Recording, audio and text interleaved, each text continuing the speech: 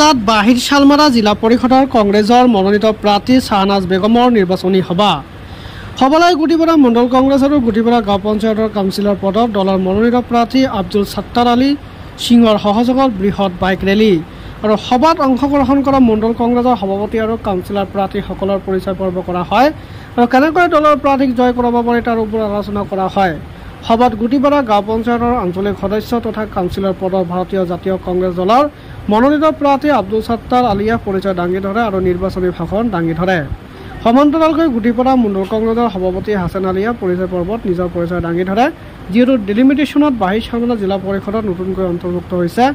গুটিপাৰা বয়জৰালকা আৰু মছলাপাৰা গাঁও পঞ্চায়ত। দলৰ বিভিন্ন পৰ্যায়ৰ নেতৃবৰ্গৰ উপস্থিতিৰ উদ্দেশ্য সফলভাৱে